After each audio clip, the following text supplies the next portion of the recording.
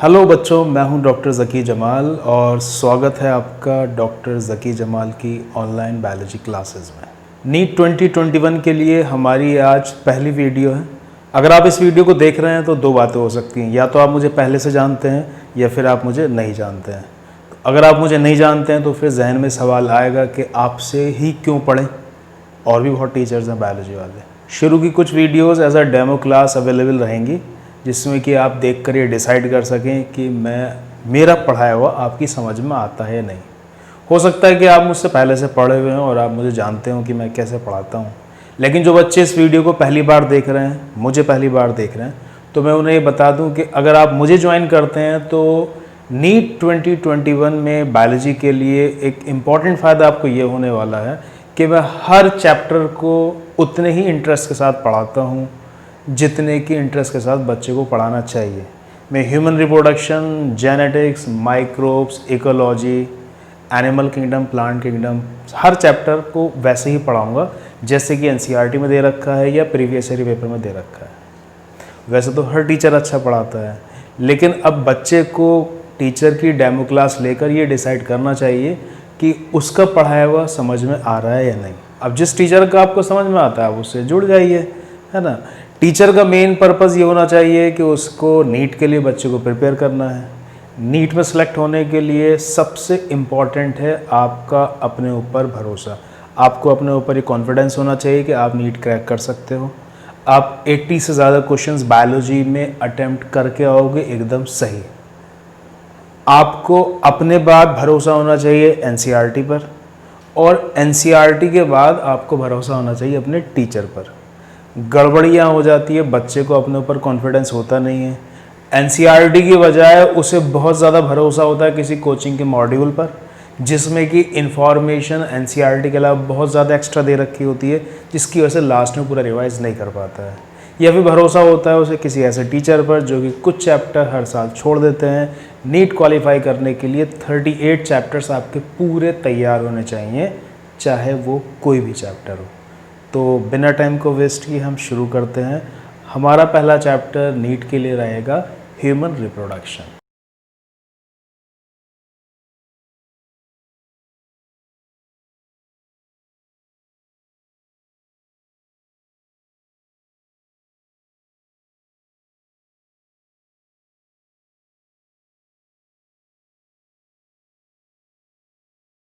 Online classes मेरे हिसाब से ऑफलाइन से ज़्यादा बेहतर हैं इस पॉइंट ऑफ व्यू से कि अगर आपका कोई लेक्चर छूट जाता है या फिर 1-2-3 महीने बाद आप कोई लेक्चर थोड़ा सा भूल जाते हो, तो आपको फिर दोबारा टीचर से टाइम लेना पड़ता था ऑफलाइन क्लास। ऑनलाइन में आप उस वीडियो को जाकर क्लिक करेंगे, जिस दिन नीट का एग्ज़ाम होगा उस दिन तक वो वीडियो आपके ऐप पर अवेलेबल रहेगी। तो ऐसा कभी होगा ही नहीं कि कोई लेक्चर अगर आप भूल गए हैं, आपको कम समझ में आया तो दोबारा आप ना देख पाएँ। अगर आपकी क्लास छूटेगी तो भी लेक्चर आपको मिल जाएगा। हर चैप्टर को पढ़ाते में दो बातों को मैं प्रायोरिटी पर रखूंगा। पहली तो ये कि एनसीईआरटी की एक एक लाइन क्लास में डिस्कस हो, जिस अंदाज में एनसीईआरटी में कहा गया है वो एहसास मैं आप तक पहुंचा सकूं। और दूसरा, उस टॉपिक से रिलेटेड प्रीवियस ईयर के पेपर में क्या पूछा गया। दो ही चीज़ें हैं, कोई बहुत ज़्यादा मुश्किल मामला नहीं है। आपको एनसीईआरटी की एक लाइन पता होनी चाहिए, फिर उसे याद कर लेना है। उस टॉपिक से रिलेटेड प्रीवियस ईयर में क्या पूछा गया उसे याद कर लेना है, बस। बहुत ज़्यादा एक्स्ट्रा नहीं पढ़ना है, ठीक है। जैसे कि हम लोग जानते हैं कि human beings are sexually reproducing and viviparous, यानी कि ह्यूमन बींग्स में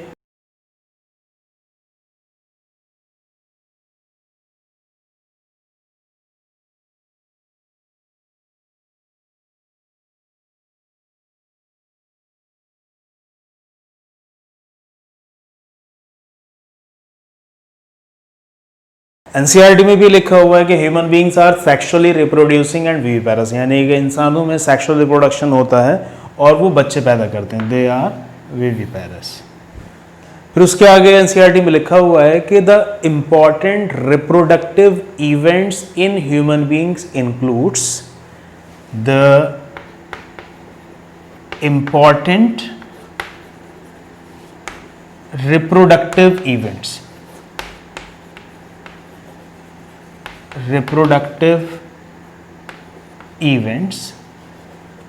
in human beings includes gametogenesis,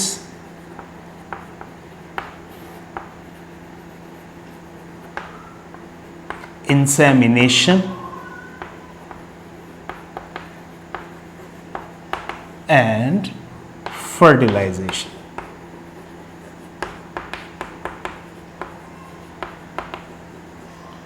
Which leads to the formation of diploid zygote. इन बातों का कहने का मतलब एनसीईआरटी का ये है कि रिप्रोडक्शन के दौरान जो इंपॉर्टेंट इवेंट्स ह्यूमन बींग्स में होते हैं वो कुछ इस प्रकार हैं। गैमेटोजेनेसिस होगी, इंसेमिनेशन होगा, फर्टिलाइजेशन होगा, जिसके रिजल्ट में डिप्लॉयड ज़ाइगोट बनेगा। गैमेटोजेनेसिस मतलब फॉर्मेशन ऑफ गैमीट्स। अब अगर मेल है तो उसके अंदर स्पर्म बनेंगे, इसे बोला जाएगा स्पर्मेटोजेनेसिस, और अगर फीमेल है तो उसमें ओवम बनेगा, उसे बोला जाएगा oogenesis। तो इसका मतलब फिर ये हुआ कि जो गैमेटोजेनेसिस है it includes spermatogenesis and oogenesis। ठीक है, हम इनको डिटेल में आगे पढ़ेंगे। नेक्स्ट है इंसेमिनेशन। इंसेमिनेशन से मतलब होता है कि the transfer of semen into the female genital tract. Sexual intercourse के बाद मेल के पेनिस से एक वाइटिश फ्लूइड निकलता है, उसे सीमेन बोला जाता है। सीमेन का मेल की बॉडी से फीमेल की बॉडी में ट्रांसफर होना इज नोन एज इंसेमिनेशन।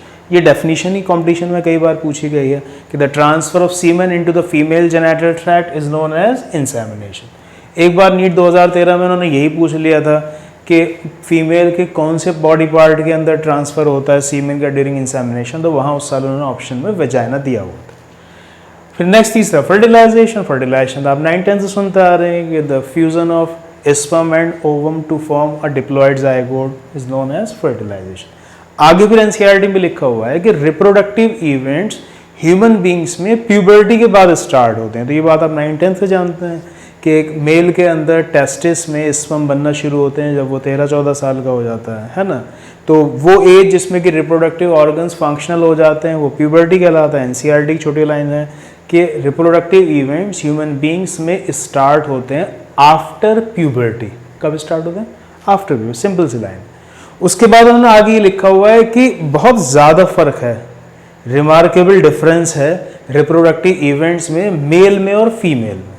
फिर उन्होंने आगे इसमें यह बताया कि एक मेल के अंदर स्पर्म का फॉर्मेशन होता रहता है जबकि वो बूढ़ा हो जाए तब भी, मतलब इवन एक ओल्ड मैन में भी स्पर्मेटोजेनेसिस उसके टेस्टिस में होती रहती है। लेकिन एक फीमेल के अंदर oogenesis रुक जाती है जब इसकी उम्र लगभग 50 साल की हो जाती है। जैसे कि आपने 10th में भी सुना होगा कि जब एक फीमेल मेनोपॉज में एंटर कर जाती है तो उसकी ओवरीज से ओवम बनना रुक जाता है। तो हो सकता है एक लाइन ही बन के आपके कंपटीशन में आ जाए कि क्या रिमार्केबल डिफरेंस है रिप्रोडक्टिव इवेंट्स में मेल और फीमेल में, तो आपको आंसर एनसीईआरटी बेस्ड लगाना होगा कि ओल्डर मेल के अंदर भी, एक ओल्ड मैन के अंदर भी स्पर्मेटोजेनेसिस होती रहती है जबकि एक फीमेल के अंदर oogenesis रुक जाती है जब वो लगभग 50 साल की उम्र तक पहुंच जाती है, यानी कि जब वो मेनोपॉज में एंटर कर जाती है। ठीक है, आगे फिर इस चैप्टर को इन्होंने कई पार्ट में डिवाइड किया है। इस चैप्टर के अंदर हम पढ़ेंगे मेल रिप्रोडक्टिव सिस्टम, जिसके अंदर हम टेस्टिस, एपिडाइडमिस, वास डिफरेंस और इस जैसे बहुत सारे टॉपिक्स को डिटेल में पढ़ेंगे कि एनसीईआरटी में क्या दे रखा है, प्रीवियस ईयर में क्या दे रखा है। इसके अलावा हम पढ़ेंगे फीमेल रिप्रोडक्टिव सिस्टम को, उसमें फिर ओवरीज, फैलोपियन ट्यूब और यूट्रस, वेजाइना, ये सब। इसके बाद हम इसके अंदर पढ़ेंगे स्पर्मेटोजेनेसिस और oogenesis, यानी कि किस तरीके से मेल फीमेल के अंदर गैमेटोजेनेसिस होती है। इसके अलावा हम इसमें पढ़ेंगे फर्टिलाइजेशन, प्रेगनेंसी और किस तरीके से डिलीवरी में कौन कौन सी चीज़ें इन्वॉल्व हैं, यानी कि पार्चुलेशन, और इसके अलावा embryonic development.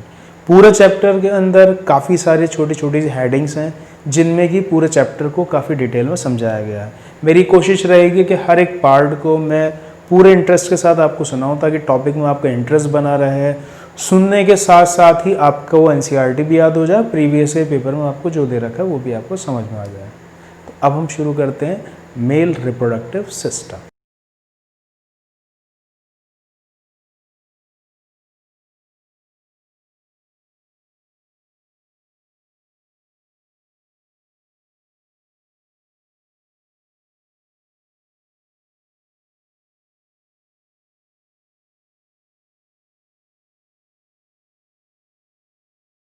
Mail reproductive system से रिलेटेड एक छोटी सी लाइन एनसीईआरटी में दे रखी है कि it is present in pelvis region. Pelvis region लफ्ज़ आया है पेल्विक बोन से, जैसे कि हिप बोन के बारे में आपने सुना होगा कि इन दोनों hip bone ilium ischium pubis से मिलके कॉक्सल बोन और दो कॉक्सल बोन से मिलकर बना अपना पेल्विस, तो उसी में ही अपना रिप्रोडक्टिव सिस्टम पूरा प्रेजेंट है। तो उसी के बारे में एनसीईआरटी में लाइन लिखी हुई है कि the mail reproductive system is present in pelvis region. तो मेल रिप्रोडक्टिव सिस्टम अपना प्रेजेंट है पेल्विस रीजन में, और it includes a pair of testis, इसके अलावा male accessory glands, male accessory ducts and external genitalia. मैं लिखकर बताता हूँ। तो मेल रिप्रोडक्टिव सिस्टम में क्या आएगा अपना अ पेयर ऑफ टेस्टिस, इसके अलावा male accessory glands, male accessory ducts and external genitalia। Testis तो आप लोग पहले से जानते होंगे। इधर मेल एसेसरी ग्लैंड्स के अंदर आपको पूरा टॉपिक पढ़ना है डिटेल में। इसका मतलब इसमें 3 नामों का जिक्र हो रहा है, सेमाइनल वेजाइकल, प्रोस्टेट ग्लैंड्स और कॉपर ग्लैंड। उन सब पर भी अपने सवाल है तो हम मेल एसेसरी ग्लैंड में पढ़ेंगे। इसके अलावा male accessory ducts, male accessory ducts के अंदर आ जाएगा rete testis, vasa efferentia, epididymis, vas deferens, जिस अंदाज में एनसीईआरटी में दे रखा है, तो हम इन सब के बारे में पढ़ेंगे। इसके अलावा एक्सटर्नल जेनाइटेलिया, एक्सटर्नल जेनाइटेलिया मतलब बाहर से देखने में आपको क्या नजर आएगा। तो मेल का अगर आप रिप्रोडक्टिव सिस्टम को बाहर से देखेंगे तो उसके अंदर आपको नजर आएगा पेनिस और स्क्रोटम। एनसीईआरटी में से पेनिस के लिए लाइन लिखी हुई है कि penis is the male external genitalia. तो हम इन सब टॉपिक्स को इधर ही कवर करेंगे। अच्छा, पूरा टॉपिक आपको अच्छे से तभी समझ में आएगा जबकि मेल रिप्रोडक्टिव सिस्टम आपके पूरे जहन में हो, उसका डायग्राम, क्योंकि बहुत सारे बेसिक क्वेश्चन तो उस डायग्राम से ही कवर हो जाते हैं। फिर हम 1 बाय 1 डायग्राम से ही टॉपिक वाइज बाकी चीज़ों को कवर करेंगे। तो हम बना लेते हैं मेल रिप्रोडक्टिव सिस्टम का एक डायग्राम।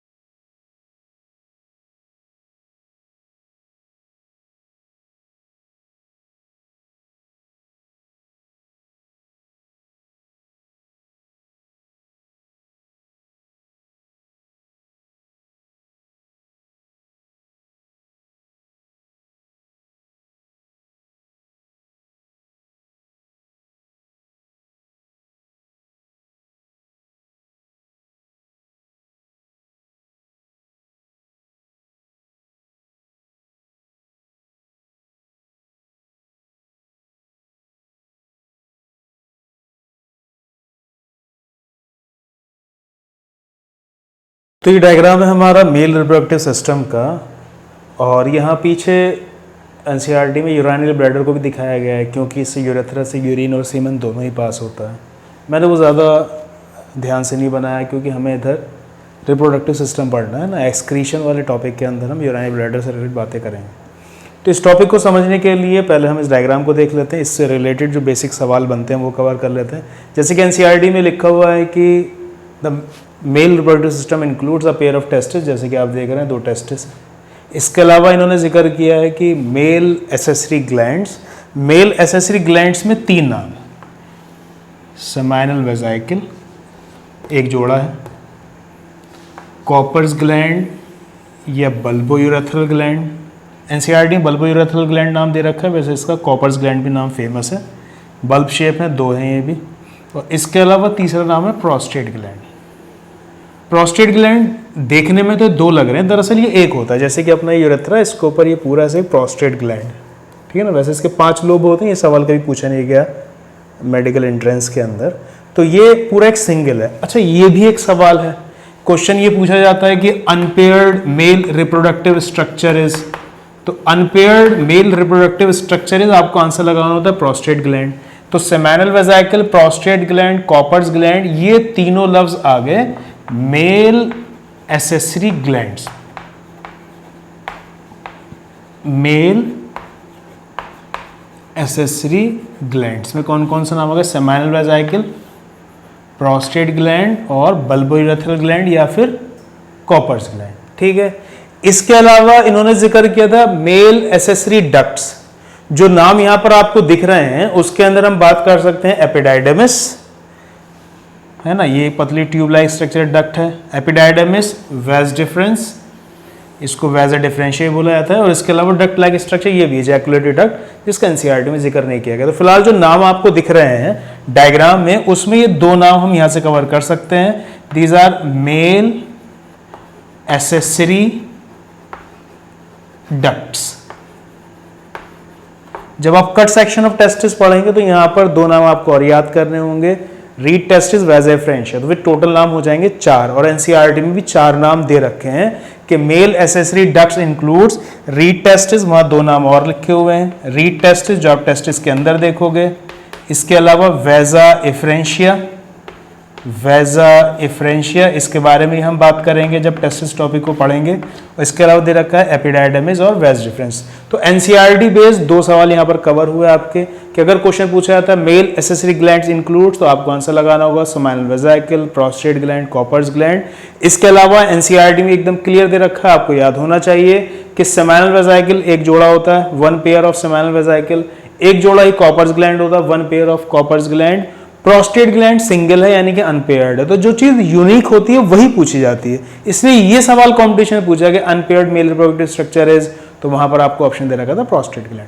मेल एसेसरी डक्ट्स में कौन कौन से नाम होंगे? एक तो टेस्टिस के ऊपर नजर आ रही है एपिडाइडमिस, ये आगे जाके बनेगी वेज डिफरेंस। इसके अलावा 2 नाम टेस्टिस के अंदर से आपको याद करेंगे, रीड टेस्टिस और वेजा इफ्रेंश, ठीक है ना।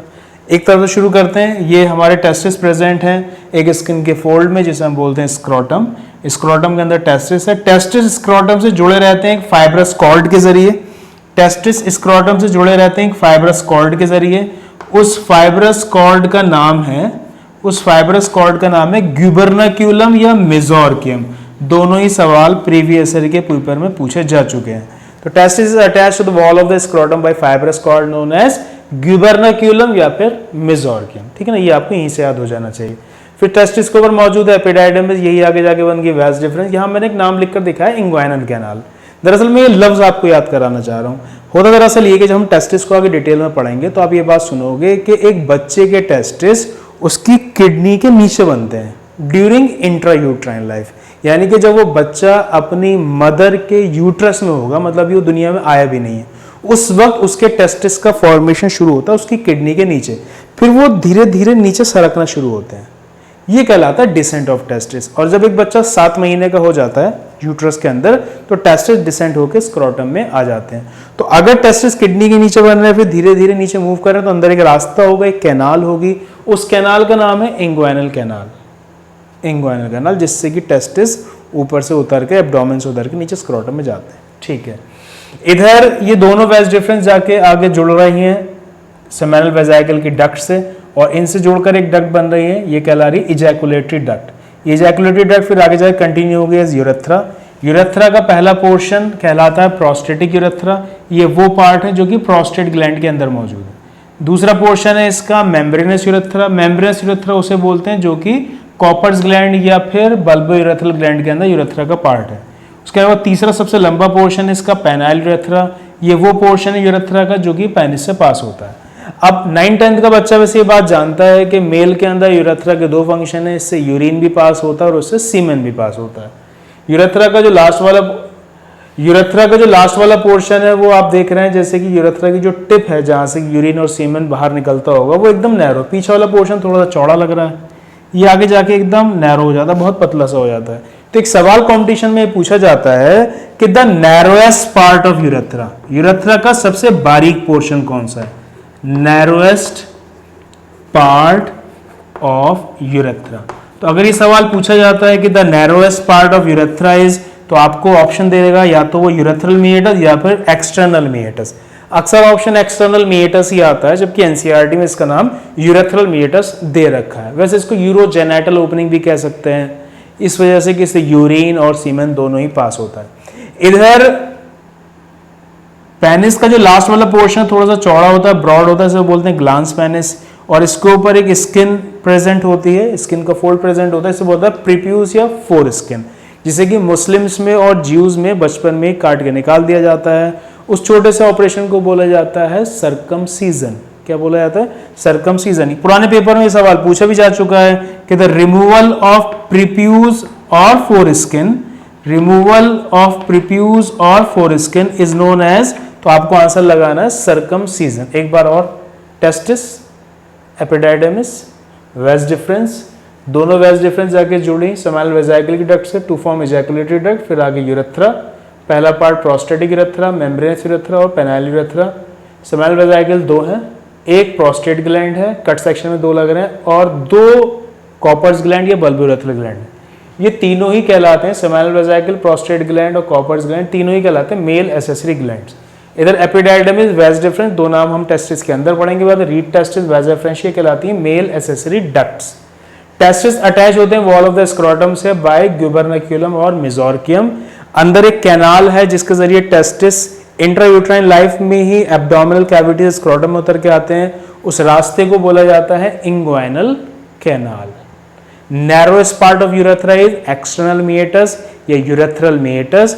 एनलार्ज एंड ऑफ पेनिस थोड़ा सा ब्रॉड होता है, ग्लांस पेनिस, और इसके आगे प्रेजेंट होती है प्रीप्यूस या फोर स्किन। मुस्लिम्स और ज्यूज में उसे काट के निकाला जाता है, उस ऑपरेशन को बोलते हैं हम सर्कमसीजन। यूरेथ्रा के तीन पार्ट हैं, प्रोस्टेटिक यूरेथ्रा, मेम्ब्रेनस यूरेथ्रा और पेनाइल यूरेथ्रा। इतनी बातें आपको इस डायग्राम से ही याद हो जानी चाहिए। एक छोटी सी बात और, जैसे कि ये बात आपको 10th से पता है कि टेस्टिस से स्पर्म बनते हैं और एक हार्मोन बनता है टेस्टोस्टेरोन, ठीक है ना। इसके अलावा जब सेक्सुअल इंटरकोर्स के बाद मेल के पेनिस से व्हाइटिश फ्लूइड बाहर निकलता है, उसे बोला जाता है सीमेन। क्या बोला जाता है उसे? सीमेन। सीमेन में दो चीजें होती हैं, एक होता है इसमें लिक्विड पोर्शन, जो इसमें लिक्विड पोर्शन होता है वो कहलाता है सेमाइनल प्लाज्मा। क्या कहलाता है? Seminal plasma. दूसरे इसके अंदर प्रेजेंट होते हैं स्पर्म्स। तो सीमेन में होते हैं स्पर्म्स और सेमाइनल प्लाज्मा, बिल्कुल ऐसे ही जैसे कि अपने ब्लड के अंदर प्रेजेंट होते हैं ब्लड सेल्स और ब्लड प्लाज्मा, ऐसे ही सीमेन में होता है सेमाइनल प्लाज्मा और स्पर्म्स। लगभग एक सीमेन के अंदर 10% स्पर्म होते हैं और 90% सेमाइनल प्लाज्मा होता है। This seminal plasma is formed by male accessory gland, यानी सेमाइनल वेजाइकल, प्रोस्टेट ग्लैंड और कॉपर्स ग्लैंड। एनसीईआरटी में लाइन है कि the seminal vesicle, prostate gland and Cowper's gland constitute seminal plasma, constitute seminal plasma which is rich in fructose, calcium and certain enzymes. NCERT की line है कितनी ही बार ये सवाल as it is competition में पूछा गया है, तो क्यों ना आप इसको यहीं पहली क्लास में याद कर लो कि seminal vesicle, prostate gland and Cowper's gland constitute seminal plasma which is rich in. यहां तक सवाल बन के आता है एनसीईआरटी की लाइन। आगे की बात भी एनसीईआरटी की लाइन है जो आपको आंसर लगाना होता है, विच is rich in fructose, calcium and certain enzymes. क्या आपको इतनी बात समझ में आ गई? पक्का। तो अब हम शुरू करते हैं पहला टॉपिक, स्क्रोटम।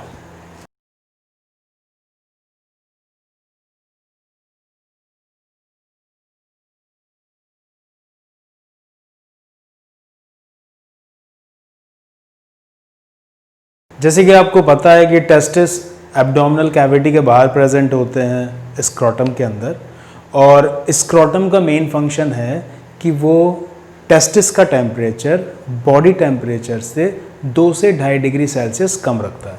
तो एक इम्पॉर्टेंट लाइन जो यहाँ से हमें याद करनी है कि वो ये कि स्क्रोटम का मेन फंक्शन क्या है। स्क्रोटम का मेन फंक्शन है कि वो टेस्टिस का टेम्परेचर बॉडी टेम्परेचर से 2 से 2.5 डिग्री सेल्सियस कम रखता है। अब इतना टेम्परेचर कम इसलिए होना चाहिए ताकि टेस्टिस में आसानी से स्पर्म बन सके। मैं एक बार फिर से बताता हूँ।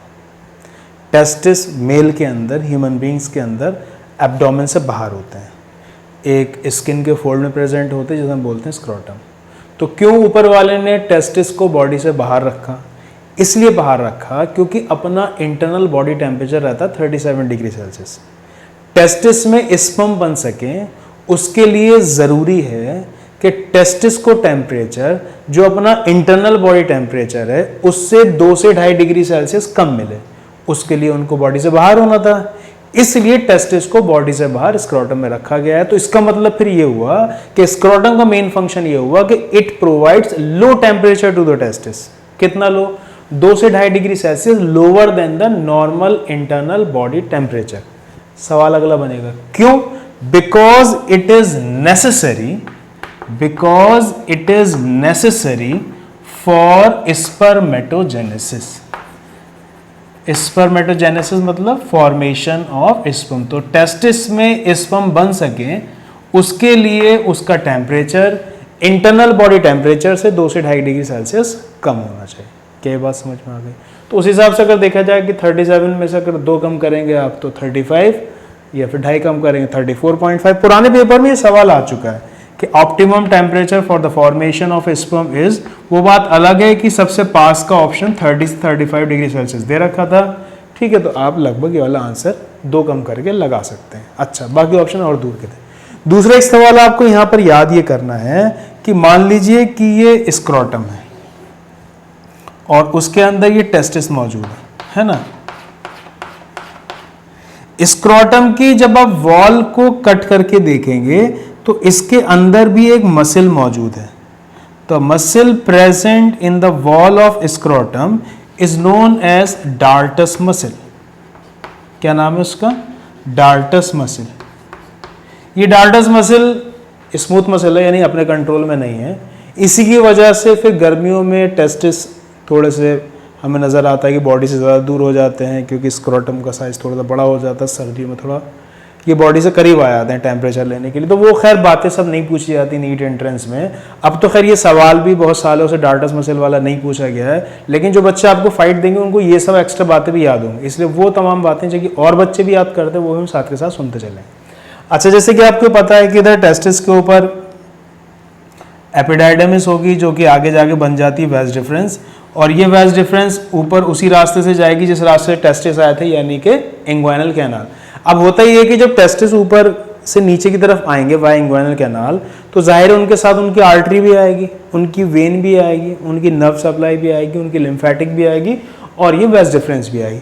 ये तमाम चीज़ें जो कि इंग्वाइनल कैनाल से पास हो रही हैं ये कहलाती हैं स्पर्मेटिक कॉर्ड।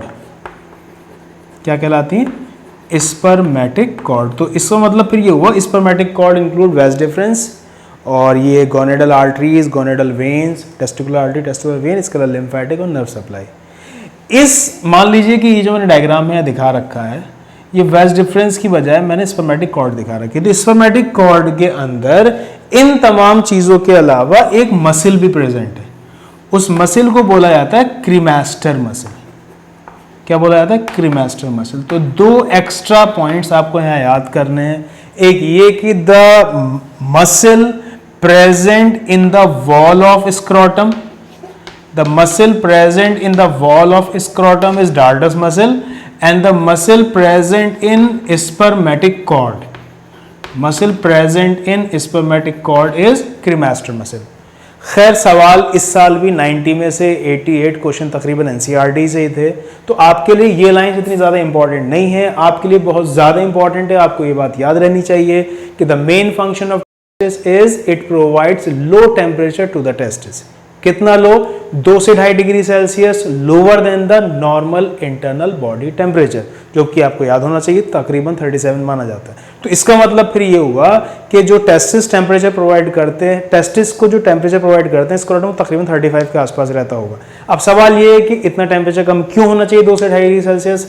इसलिए कम होना चाहिए ताकि टेस्टिस में स्पर्म बन सके, यानी कि this temperature is an ideal temperature for spermatogenesis यानी फॉर्मेशन ऑफ स्पर्म।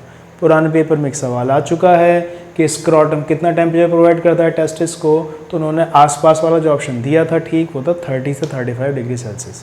क्या आपको इतनी बात समझ में आ गई? नेक्स्ट टॉपिक है हमारा टेस्टिस।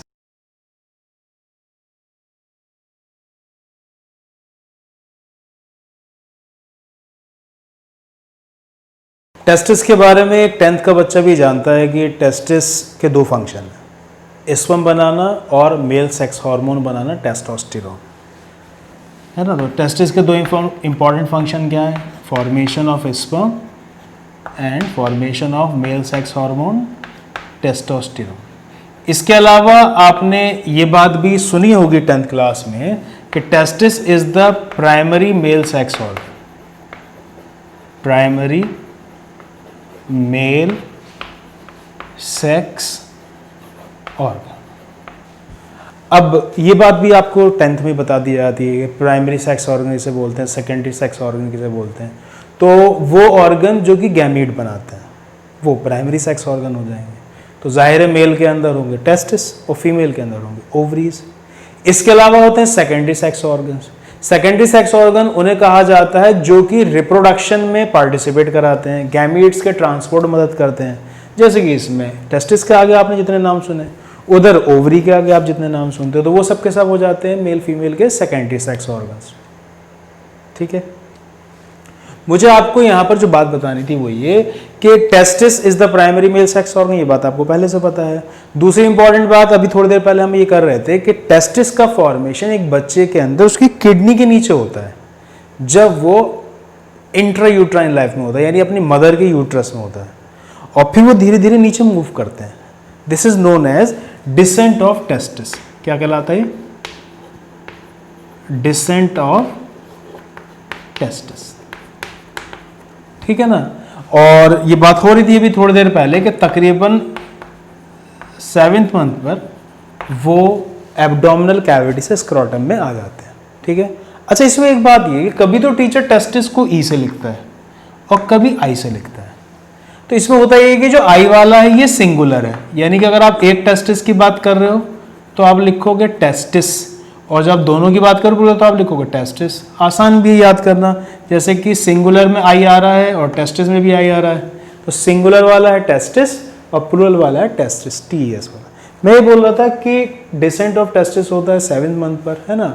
7वें महीने पर लगभग टेस्टिस स्क्रोटम उतर के आ ही जाते हैं, लेकिन कभी कभी ऐसा होता है कि बच्चा पैदा हो जाता है, डिलीवरी हो जाती है और टेस्टिस अंदर ही रह जाते हैं। अगर ऐसा होता है कि यानी कि the failure of testis to descend into the scrotum, then it is known as cryptorchidism. पुराने पेपर में इससे सवाल पूछा गया है कि the failure of testis to descend into the scrotum is known as cryptorchidism, यानी फेल्योर ऑफ टेस्टिस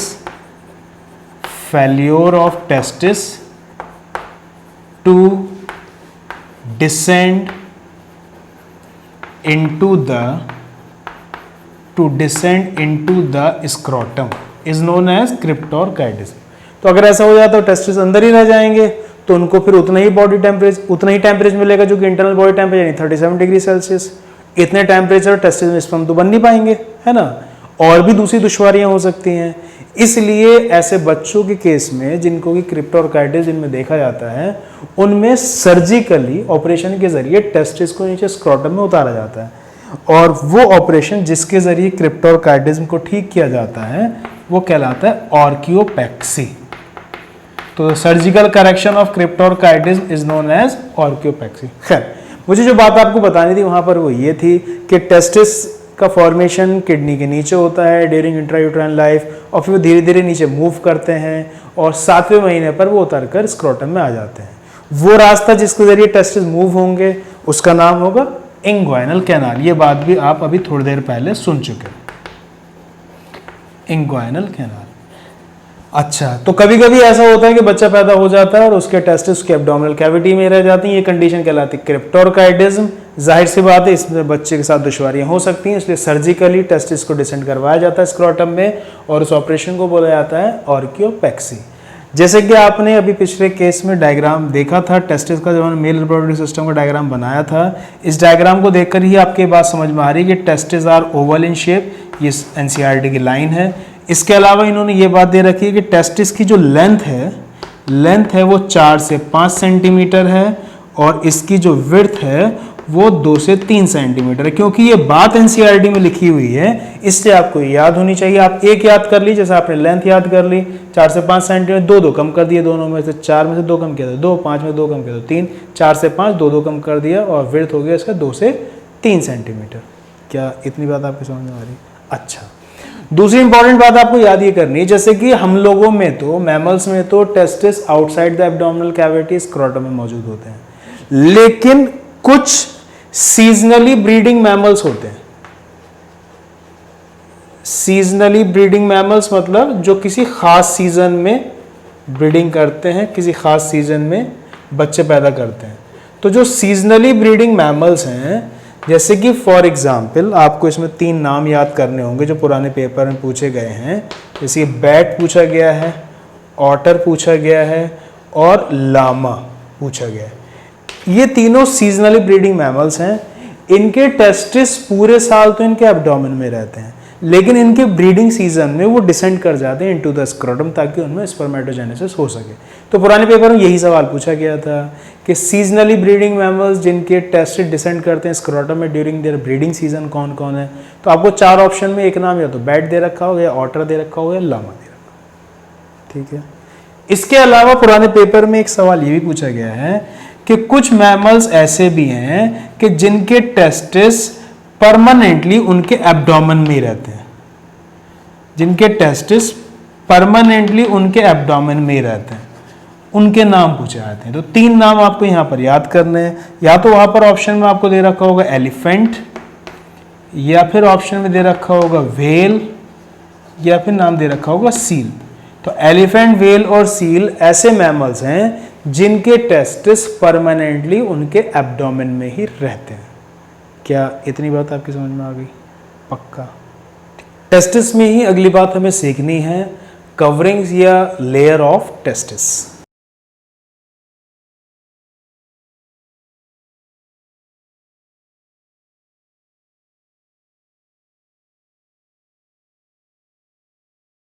एक टेस्टिस के बाहर 3 लेयर नजर आती हैं।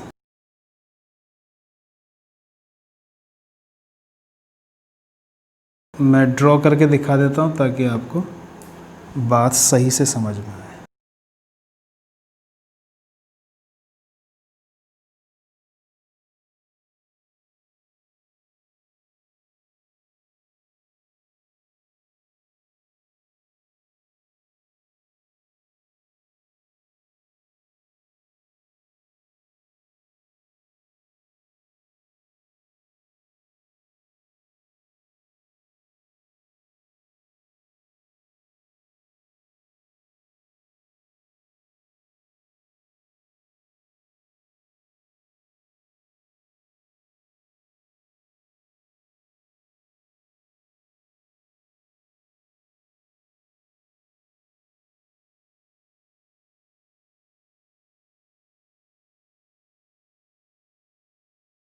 ये मान लीजिए कि टेस्टिस है, इसके सबसे बाहर जो लेयर है इसे बोला जाता है ट्यूनिका वेजाइनलिस। जो बीच में एक मोटी सी लेयर नजर आ रही है इसे बोला जाता है ट्यूनिका एल्बोजीनिया।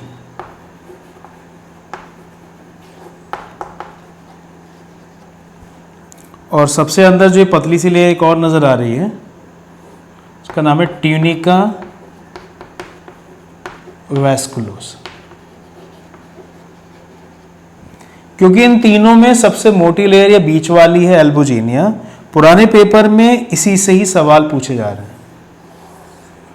क्वेश्चन ऐसे पूछा गया कि the protective covering around testis, जाहिर सी बात है सबसे मोटी है तो यही प्रोटेक्शन देती होगी, तो the protective covering around testis is, आपको आंसर लगाना है ट्यूनिका एल्बुजिनिया। या फिर सवाल पुराने पेपर में ऐसे पूछा गया कि the thick capsule around testis is, तो थिक कैप्सूल अराउंड टेस्टिस या फिर protective covering around testis is tunica albuginea. एक सवाल तो ये ट्यूनिका एल्बुजिनिया आपको याद कराना था, इसलिए लेयर्स ऑफ टेस्टिस आपको बताई। दूसरी बात आपको याद ही करनी, कई बार ऐसा होता है कि टेस्टिस में इन्फेक्शन होने की वजह से इधर अंदर सिक्रीशंस बढ़ जाते हैं और वो सिक्रीशंस इकट्ठे होने लगते हैं बाहर की दो लेयर्स के बीच में, यानी कि ट्यूनिका वेजाइनलिस और एल्बुजिनिया के बीच में। ट्यूनिका वेजाइनलिस और एल्बुजिनिया के बीच में जो ये जगह है ये कहलाती है ट्यूनिका वेजाइनलिस सैक। एक सवाल यहां से भी आया इसलिए ये बात बताई जा रही है, ट्यूनिका वेजाइनलिस सैक। तो अगर बहुत सारा फ्लूइड इस ट्यूनिका वेजाइनलिस सैक में इकट्ठा हो जाता है तो उसकी वजह से फिर टेस्टिस का साइज भी इतना बड़ा हो जाता है। मतलब जब आप पहुंचेंगे सर्जरी की ओटी में तो आप देखेंगे कि आधा आधा लीटर फ्लूइड तक ड्रेन किया जाता है। तो ये जो फालतू फ्लूइड ट्यूनिका वेजाइनलिस सैक में इकट्ठा हो जाता है, इस कंडीशन को बोला जाता है हाइड्रोसील। क्या बोला जाता है इसे? हाइड्रोसील। पुराने पेपर में ये सवाल पूछा गया है कि the collection of excessive fluid in tunica vaginalis sac, the collection of excessive fluid, the collection of excessive fluid in tunica vaginalis sac is known as, आपको आंसर लगाना था हाइड्रोसील। क्या आपको ये बात समझ में आई? मैंने ये बताया कि टेस्टिस के अराउंड 3 कवरिंग है, सबसे बाहर वेजाइनलिस, बीच वाली एल्बुजिनिया, सबसे अंदर वाली वेस्कुलोसा। आपको याद करना है एल्बुजिनिया को, क्योंकि इस पर सवाल पूछा गया है कि the thick covering around testis या थिक कैप्सूल अराउंड टेस्टिस या protective covering around testis known as tunica albuginea. इसके अलावा आपको एक सवाल याद ही करना है कि the collection of excessive fluid in tunica vaginalis sac, बाहर की जो दो लेयर्स हैं उनके बीच में जगह, वहां अगर एक्सेसिव फ्लूइड इकट्ठा हो जाता है then this is known as, आपको आंसर लगा कर आना हाइड्रोसील। ठीक है, इतनी बात समझ में आ गई। अब बहुत सारे सवाल आप याद कर सकते हैं अगर हम टेस्टिस का कट सेक्शन बनाए, तो हम टेस्टिस का कट सेक्शन सीख। तो अब हम पढ़ लेते हैं कट सेक्शन ऑफ टेस्टिस।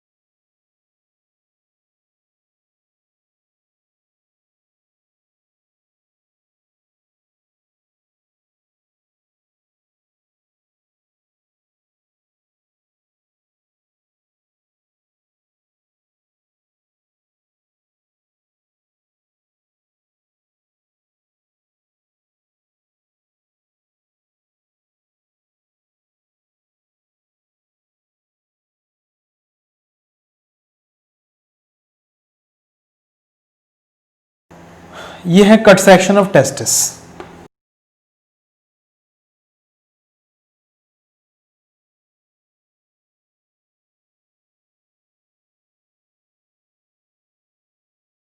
यानी कि हम इसको ऐसे कट करके देख रहे हैं। तो अगर हम टेस्टिस को कट करके देखेंगे तो हमें इसके अंदर ये छोटे छोटे कमरे नज़र आते हैं।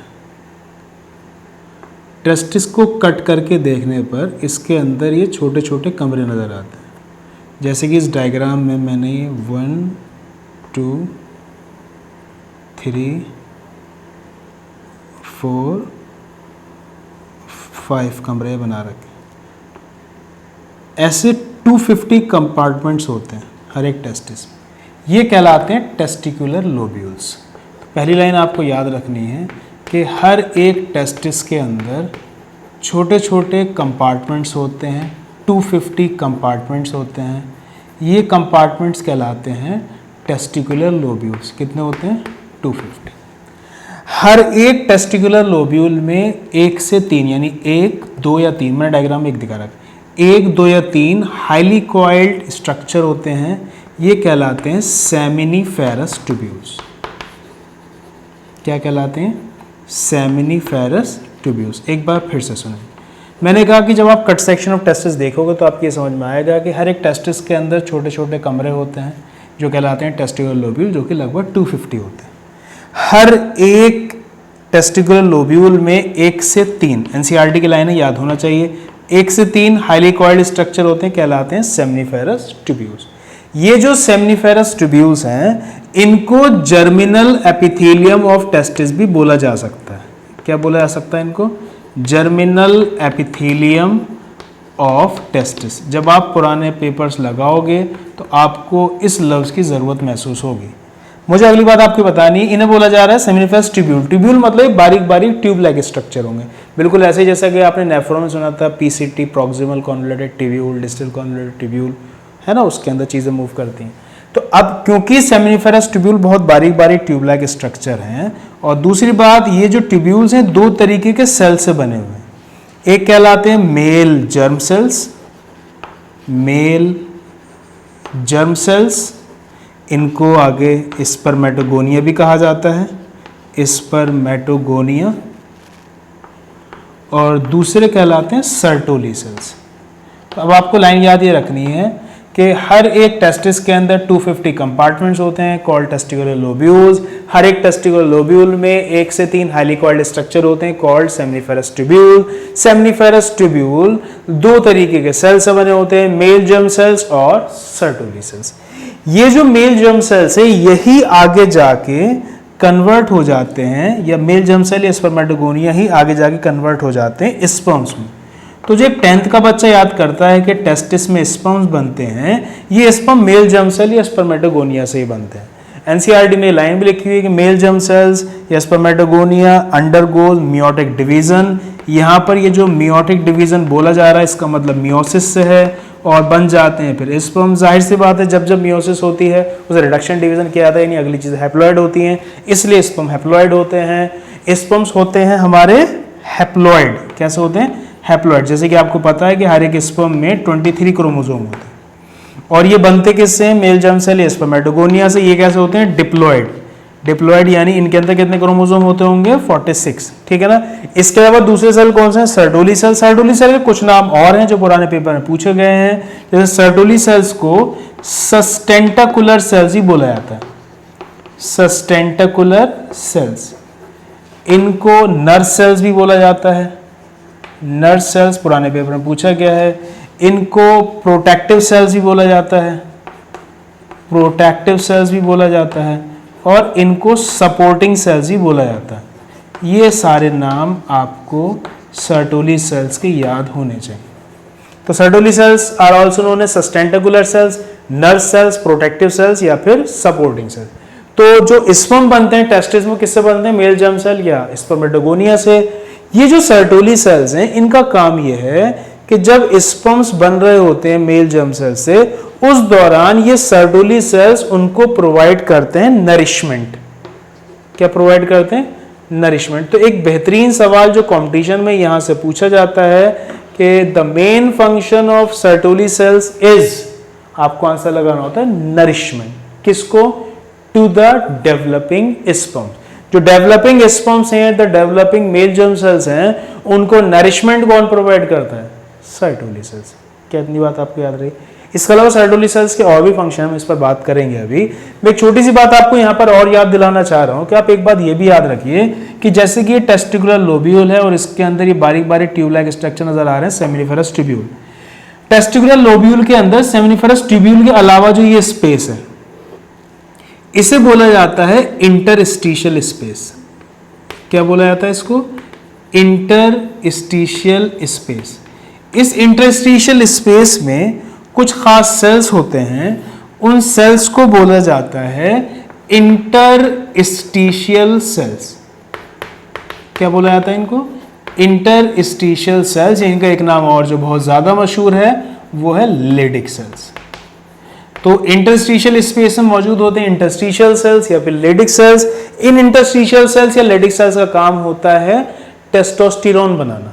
अब टेस्टोस्टेरोन के अलावा और भी दूसरे मेल सेक्स हार्मोन होते हैं, उन सबको मिला के एक नाम दिया था एंड्रोजन। लेकिन 12th स्टैंडर्ड तक जो एंड्रोजन्स में आपको नाम याद रखना है, उसमें एक ही नाम याद करना है, टेस्टोस्टेरोन। मैं एक बार फिर से रिपीट करता हूं कि ये जो टेस्टिकुलर लोब्यूल है उसके अंदर सेमिनिफरस ट्यूब्यूल है। सेमिनिफरस ट्यूब्यूल के अलावा जो जगह उसे बोला था इंटरस्टिशियल स्पेस। इंटरस्टिशियल स्पेस में जो सेल्स हैं वो कहलाते हैं इंटरस्टिशियल सेल्स या फिर लेडिक सेल्स। इन इंटरस्टिशियल सेल्स या लेडिक सेल्स का काम होता है synthesis and secretion of androgens. Androgen मतलब मेल सेक्स हार्मोन। और एंड्रोजन्स में भी जो सबसे ज्यादा इंपॉर्टेंट है, आपको नाम याद होना चाहिए, वो है टेस्टोस्टेरोन। अब टेस्टोस्टेरोन ही सबसे इंपॉर्टेंट मेल सेक्स हार्मोन है, इसलिए ये सवाल ऐसे भी पूछा गया है कि the endocrine portion of testis. तो अगर सवाल पूछा जाता है एंडोक्राइन पोर्शन ऑफ टेस्टिस, तो जाहिर सी बात है वो हार्मोन की तरफ इशारा कर रहा है और आपसे पूछ रहा है endocrine portion of testis is, तो आपको आंसर लगाना चाहिए इंटरस्टिशियल सेल्स या फिर लेडिक सेल्स। इनका काम क्या है? Synthesis and secretion of androgens या फिर टेस्टोस्टेरोन। क्या इतनी बात आपकी समझ में आ गई? तो इसका मतलब ये हुआ कि टेस्टिस में टोटल 3 प्रकार के सेल्स जो आपको याद होने चाहिए। 2 तो सेमिनिफरस ट्यूब्यूल में, एक तो मेल जर्म सेल्स, दूसरा सर्टोली सेल्स, और तीसरे तरीके के सेल्स सेमिनिफरस ट्यूब्यूल से बाहर हैं इंटरस्टिशियल स्पेस में, ये कहलाते हैं इंटरस्टिशियल सेल्स या फिर लेडिक सेल्स, जिनका काम है synthesis and secretion of androgen या टेस्टोस्टेरोन। एनसीईआरटी में लास्ट में एक लाइन और लिखी हुई है कि other immunologically competent cells are also present in interstitial space. ये जो इन्होंने एक लफ्ज लिखा कि immunologically competent cells, immunologically competent cells are also present in interstitial space, यहां पर इनका कहने का मतलब ये था कि इंटरस्टिशियल स्पेस में लेडिक सेल्स के अलावा कुछ और दूसरे सेल्स भी जिनका इम्यून सिस्टम से रिलेटेड कुछ ताल्लुक है। असल में इनका नाम ही है इम्यून सेल्स, और उनका मेन फंक्शन ये रहता है कि जो स्पर्म्स या टेस्टिस में बन रहे हैं उन्हें कहीं अपना ही immune system antigen antibody interaction के जरिए ना डिस्ट्रॉय कर दे, इसलिए अपने टेस्टिस के स्पर्म्स को बचाने के लिए ऊपर वाले ने यहाँ इंटरस्टिशियल स्पेस में कुछ और दूसरे इम्यून सेल्स रखे हैं, जिनके लिए एनसीईआरटी में भी लाइन लिखी हुई कि immunologically competent cells are also present in the interstitial space. ये लाइन आपको भी याद रहनी चाहिए। क्या मेरी बात समझ में आ रही? अच्छा, दूसरी बात आपको याद ये रखनी कि जो सर्टोली सेल्स है, जैसे कि हम इस पर भी बात कर रहे थे, इसके कई सारे फंक्शन हैं। एक तो ये कि सर्टोली सेल नरिशमेंट प्रोवाइड करते हैं, है ना, नरिशमेंट। इसके अलावा आपको याद करना है कि सर्टोली सेल नरिशमेंट किसको? Developing sperms. कि सर्टोली सेल से कुछ हार्मोन भी निकलते हैं, जैसे कि इससे एक हार्मोन निकलता है इनहिबिन, इससे एक और हार्मोन निकलता है एबीपी, से बोला था एंड्रोजन बाइंडिंग प्रोटीन। इसके अलावा इससे निकलता है एंटी मोलेरियन हार्मोन, एंटी मोलेरियन हार्मोन।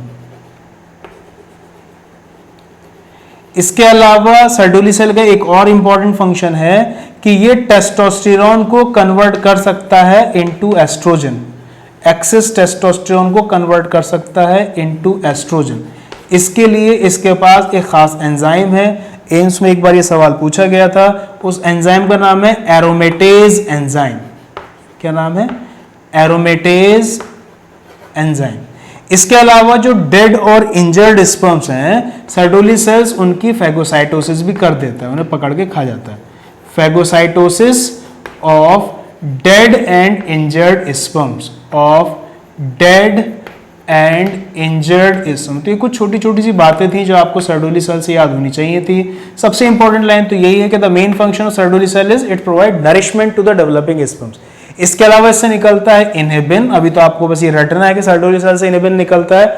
आगे आप सुनेंगे कि इनहिबिन जो है ये एफएसएच की सिंथेसिस को रोक देता है। इसका क्या मतलब हुआ? जब आप मेल रिप्रोडक्टिव सिस्टम का हार्मोनल कंट्रोल पढ़ेंगे वहां पर आपको इस बात को समझने में भी आएगा और आपको मजा भी आएगा। इस लाइन का मतलब है, बस आप इसे रट लीजिए। सर्टोली सेल इनहिबिन बनाता है which inhibit the synthesis of FSH.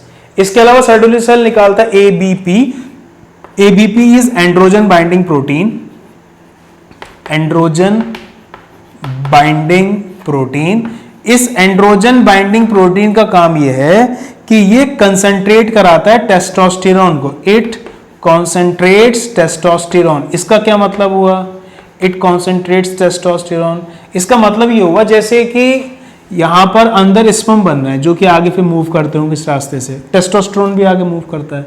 Testosterone बन तो बाहर रहा इंटरस्टिशियल स्पेस में, तो बाहर इंटरस्टिशियल स्पेस से टेस्टोस्टेरोन को डिफ्यूज कराना अंदर सेमिनिफरस ट्यूब्यूल में, ये डिफ्यूजन वाला काम एंड्रोजन बाइंडिंग प्रोटीन कराते हैं। इसके अंदर टेस्टोस्टेरोन की कंसंट्रेशन को बढ़वा रहे हैं।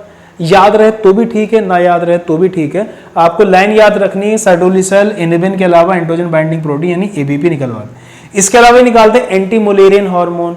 एंटी मुलेरियन हार्मोन का काम ये, जैसे सर्टोली सेल्स मेल में होंगे तो अगर मेल बेबी है तो उसके अंदर फिर फीमेल गोनेड ओवरी का फॉर्मेशन नहीं होना चाहिए। तो एक मेल एम्ब्रियो के अंदर फीमेल गोनेड का फॉर्मेशन ना हो, इसलिए ड्यूरिंग एम्ब्रियोनिक लाइफ टेस्टिस में मौजूद सर्टोली सेल से एंटी मुलेरियन हार्मोन निकलते हैं जो कि एक लड़के के अंदर ओवरीज का फॉर्मेशन नहीं होने देते। इसके अलावा सर्टोली सेल का इंपॉर्टेंट फंक्शन ये है कि एक्सेस टेस्टोस्टेरोन को ये एस्ट्रोजन में कन्वर्ट कर देते हैं with the help of aromatase enzyme. ये सवाल पूछा भी जा चुका है। इसके अलावा डेड और इंजर्ड स्पर्म्स की फैगोसाइटोसिस भी कर सकते हैं, कर देते हैं। याद रहेगी इतनी बात? अच्छा, इधर मैंने आपको बताया कि अंदर टेस्टिकुलर लोब्यूल्स में 250 कंपार्टमेंट्स होते हैं। टेस्टिकुलर लोब्यूल, इनके अंदर सेमिनिफरस ट्यूब्यूल होते हैं। ये सेमिनिफरस ट्यूब्यूल आगे जोड़कर एक जाल की तरह स्ट्रक्चर बना लेते हैं। इसे बोला जाता है रीड टेस्टिस। क्या बोला जाता है इसे? Read testis. हमने शुरुआत में इसका जिक्र भी किया था। फिर आगे जाके और ही बारीक बारीक ट्यूब बन जाती है, ये कहलाती है वेजा इफ्रेंशिया। वेजा इफ्रेंशिया को अभी कुछ साल पहले नीट एग्जाम में इफरेंट डक्ट्यूल के नाम से बोला गया था नीट में, तो इसलिए आपको इसका दूसरा नाम इफरेंट डक्ट्यूल्स भी याद होना चाहिए। उसके बाद फिर ये नेक्स्ट है एपिडाइडेमिस। एपिडाइडेमिस, और इसके बाद फिर आगे आ जाती है वेज डिफरेंस। आपको पता है कि वेज डिफरेंस को वेजा डिफरेंशिया भी बोला जाता है, और वेजा डिफरेंशिया, ये था वेजा इफ्रेंशिया और ये है वेजा डिफरेंशियल। तो मुझे आपको लाइन याद ही करानी थी कि कंपटीशन में सवाल ये पूछा जाता है कि जब टेस्टिस में स्पर्म बनते हैं तो उनके आगे बढ़ने का रास्ते का नाम क्या है। तो आपको रास्ते का नाम इस तरह बताना है कि जब सेमिनिफरस ट्यूब्यूल बनेंगे, उसके बाद आएंगे रीड टेस्टिस में, फिर वेजा इफ्रेंशिया में, फिर एपिडाइडेमिस, फिर वेज डिफरेंस। एक बार और, सेमिनिफरस ट्यूब्यूल से रीड टेस्टिस से वेजा इफ्रेंशिया से एपिडाइडेमिस और फिर आगे वेज डिफरेंस। याद रही इतनी बात। अब जैसे कि सेमिनिफरस ट्यूब्यूल तो मेन है क्योंकि उनमें स्पर्म बन रहा है, उनसे आगे जो डक्ट हैं कहलाएंगी एसेसरी डक्ट्स। एसेसरी मतलब एक्स्ट्रा। जैसे कि आप मोबाइल खरीदने जाते हैं तो मोबाइल के अलावा जो और दूसरी चीज आपको मिलती है, चार्जर मिलता है, डाटा केबल मिलती है, वो सब एसेसरीज होती हैं। उसी तरीके से सेमिनिफरस ट्यूब्यूल के आगे जो ये नाम rete testis, vasa efferentia, epididymis, vas deferens, इन चारों ही नाम को एनसीईआरटी में भी लिखा हुआ है कि रीड टेस्टिस, वेजा इफ्रेंशिया, एपिडाइडेमिस और वेज डिफरेंस, इन चारों को लिखा हुआ है accessory ducts of male reproductive system. ये बात शुरू में आपको बताई भी गई थी। तो accessory ducts of male reproductive system include rete testis, vasa efferentia, epididymis and vas deferens. याद रहेगी इतनी बात? अच्छा, एक छोटी सी लाइन आप और याद रहेंगे कि जैसे ये जो एसेसरी डक्ट्स हैं या जो एसेसरी ग्लैंड्स हैं, जैसे seminal vesicle, prostate gland, Cowper's gland, उन सबकी फंक्शनिंग रेगुलेट करते हैं टेस्टिकुलर हार्मोन यानी कि एंड्रोजन्स, यानी कि टेस्टोस्टेरोन की बात चली। ये एनसीईआरटी की लाइन है, तो आपको याद होनी चाहिए कि the functioning of accessory ducts and accessory glands are regulated by testicular hormone यानी कि एंड्रोजन्स। पुराने पेपर में इस टेस्टोस्टेरोन को लेकर एक सवाल पूछा गया कि जैसे एक कंडीशन होती है यूनुकॉइडिज्म।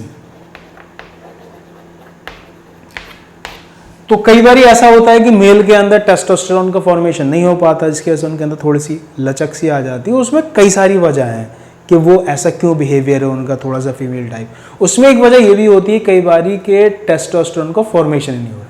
तो एक ऐसी कंडीशन जिसमें टेस्टोस्टेरोन का ही फॉर्मेशन नहीं हो पा रहा, उसके लिए टर्म आती है यूनुकॉइडिज्म। पुराने पेपर पर इस पर भी सवाल आ चुका है। क्या इतनी बात आपकी समझ में आ रही है? मैंने अभी आपको ये बताया कि टेस्टिस का हम कट सेक्शन देखेंगे तो हर एक टेस्टिस के अंदर हमें छोटे छोटे कंपार्टमेंट नजर आएंगे, टेस्टिकुलर लोब्यूल्स। हर एक टेस्टिस में 250 कंपार्टमेंट्स होते हैं कॉल्ड टेस्टिकुलर लोब्यूल। हर एक टेस्टिकुलर लोब्यूल में 1 से 3 हाईली कॉइल्ड स्ट्रक्चर होते हैं कॉल्ड सेमिनिफेरस ट्यूब्यूल। इन सेमिनिफेरस ट्यूब्यूल्स को हम जर्मिनल एपिथेलियम ऑफ टेस्टिस भी कह सकते हैं। ये सेमिनिफेरस ट्यूब्यूल्स अगर हम अंदर से देखें तो 2 तरीके सेल से बने हुए हैं, मेल जर्म सेल्स और सर्टोली सेल्स। अब ये जो मेल जर्म सेल्स हैं बहुत सारे, तो इनसे मिलकर टिश्यू बनेगा। ये जो मेल जर्म सेल्स हैं देखा जाता है कि इनके अंदर क्यूबॉइडल एपिथेलियम होता है। कौन सा एपिथेलियम होता है? क्यूबॉइडल एपिथेलियम होता है। अभी क्यूबॉइडल एपिथेलियम आपने कहाँ सुना है? स्क्वामस, क्यूबॉइडल, कॉलमनार, ये सब आपने एपिथेलियल टिश्यू में सुना है। पुराने पेपर में ये सवाल भी आ चुका है कि गैमीट का फॉर्मेशन किससे होता है, तो आपको आंसर लगाना होता है क्यूबॉइडल एपिथेलियम या फिर आपको आंसर लगाना होता है एपिथेलियल टिश्यू। अब उस सवाल को पढ़ के आपको लगेगा कि वो उधर से आया है, टिश्यू टॉपिक से आया है, उस आप इधर भी याद कर सकते हैं। अब जैसे कि मेल जर्म सेल की बात होगी तो डिप्लॉइड सेल होंगे, इनसे मियोसिस के बाद बनेंगे हैप्लॉइड स्पर्म। तो अगर मेल जर्म सेल में 20 क्रोमोसोम है तो फिर स्पर्म में कितने क्रोमोसोम होंगे? अगर मेल जर्म सेल्स के अंदर 20 क्रोमोसोम है तो स्पर्म में कितने होंगे? अगर इसमें 20 तो इसमें आधे कर देंगे आप 10। ठीक है। दूसरी बात यह है कि दूसरे सेल्स यहाँ पर होते हैं सर्टोली सेल। सर्टोली सेल पर सवाल पूछा देंगे दूसरे नाम, तो Sertoli cells are also known as sustentacular cell, nerve cells, protective cells और सपोर्टिंग सेल्स। सर्टोली सेल का मेन फंक्शन है it provide nourishment to the developing sperms या फिर मेल जर्म सेल्स। इसके अलावा सर्टोली सेल अपने अंदर से कुछ हार्मोन निकालते हैं जैसे इनेबिन, एबीपी, एंटीमुलेरिन हार्मोन। इनेबिन का काम क्या है? एफएसएस की सिंथेसिस को रोकता है, आगे आप समझेंगे इसका मतलब। एबीपी एंड्रोजन बाइंडिंग प्रोटीन का काम क्या है? It concentrate testosterone. तो बाहर से इंटरस्टिशियल स्पेस से अंदर सेमिनिफेरस ट्यूब्यूल में स्पर्म को बुलाने का काम किसका है? एबीपी का। इसके अलावा एंटीमुलेरिन हार्मोन मेल एम्ब्रियो के अंदर फीमेल गॉनेट नहीं बनने देगा। इसके अलावा एक्सेस टेस्टोस्टेरोन को सर्टोली सेल एस्ट्रोजन में कन्वर्ट कर देते हैं with the help of an enzyme aromatase. और सर्टोली सेल का एक और काम भी है कि डेड और इंजर्ड स्पर्म की फैगोसाइटोसिस कर सकते हैं। समझ में आ गई इतनी बात? इसके अलावा आपने सुना कि इधर ये जो टेस्टिकुलर लोब्यूल्स के अंदर सेमिनिफेरस ट्यूब्यूल है, सेमिनिफेरस ट्यूब्यूल के अलावा जगह है उसे बोला जाता है इंटरस्टिशियल स्पेस। इंटरस्टिशियल स्पेस में जो सेल्स हैं उनका नाम है इंटरस्टिशियल सेल्स या लेडिक सेल्स। लेडिक सेल्स का काम है synthesis and secretion of androgens यानी कि मेल सेक्स हार्मोन यानी कि टेस्टोस्टेरोन। इस बिहाफ पे आप ये सवाल भी बनना चाहिए, बन चुका है। Endocrine portion of testis is Leydig cell.